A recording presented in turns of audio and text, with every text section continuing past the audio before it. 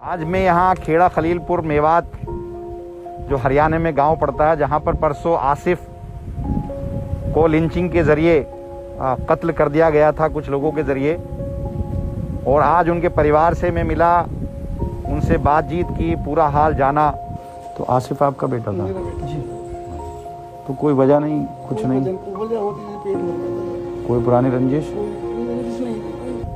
तो उसमें उन्होंने बताया कि आसिफ की कोई गलती नहीं थी, वो तो दूसरे गांव से आ रहा था, और वहीं उसी गांव का खेड़ा खलीलपुर का एक लड़का, उसके साथ में 3-4 इसी गांव के और बाहर से कुछ लोगों को बुलाया हुआ था, और उन्होंने उसकी गाड़ी को रोक करके उसको मारा और फिर किडनैप करके दूसरी जगह ले गए, और वो इतनी बुरी तरह से मारा कि उसने अपनी जान दे दी। और उसका जो चचाजाद भाई उसके साथ था वो पूरी बुरी तरह से इंजर्ड हुआ, वो अस्पताल में उसका इलाज चल रहा है।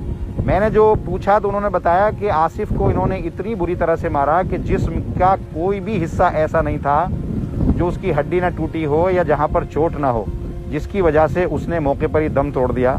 मेरी एसपी सिटी से बात हुई, एसपी जो यहाँ के हैं, उन जो केस देख रहे हैं, उनसे बात हुई मेरी। मैं अमानतुल्लाह बोल रहा हूँ, एमएलए ओखला हूँ और चेयरमैन दिल्ली वक्फ बोर्ड हूँ। मैं यहाँ आया हुआ था खलीलपुर में, खेड़ा खलीलपुर, आसिफ के यहाँ। हाँ, तो बड़ा अच्छा आपका कोऑपरेट रहा है और कोऑपरेशन अच्छा रहा है आपका। अब ये है कि बाकी लोगों का क्या है, कब तक उनको अरेस्ट? जी जी जी, अब यही उम्मीद है आपसे कि जितना जल्दी। हाँ, देखो हमारे पक्ष में है, उसमें कोई कमी नहीं छोड़ने की। तो उन्होंने कहा कि हमने जो है 6 लोगों को गिरफ्तार कर लिया, और बाकी जो लोग भी हैं जिन लोगों के नाम FIR है, तो इसमें 307 भी लगी है, 302 भी लगी है, और किडनैपिंग का भी मुकदमा है। हम सभी लोगों को गिरफ्तार करेंगे, उन्होंने आश्वासन दिया।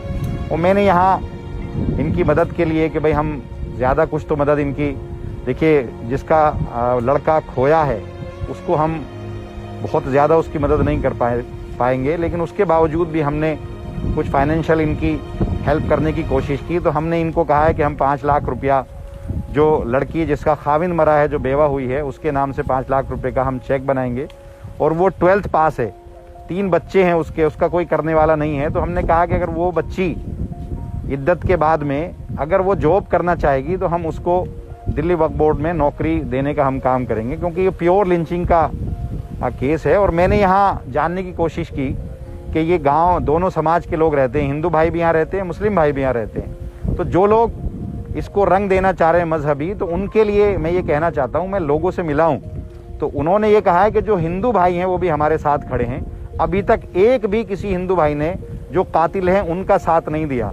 शाना बशाना हिंदू भाई मुस्लिम भाई इस लड़ाई को लड़ रहे हैं। तो मैं उन लोगों से ये अपील करना चाहता हूँ जो इसको मजहबी रंग देना चाहते हैं, ये मजहबी रंग देने की कोशिश ना करें कि इस गांव के हिंदू मुसलमान उन जालिमों के खिलाफ हैं, और उनका ये कहना है कि जिसने भी ये जुल्म किया उसको सज़ा मिलनी चाहिए, चाहे वो हिंदू हो चाहे वो मुसलमान हो, उसको सज़ा मिलनी चाहिए जिसने जुल्म किया। तो यहाँ पर सब लोग मिलकर के लड़ रहे हैं। तो मजहबी रंग जो लोग दे रहे हैं उनको ये एक सबक है, इस गाँव के लोगों ने दिया है। शुक्रिया।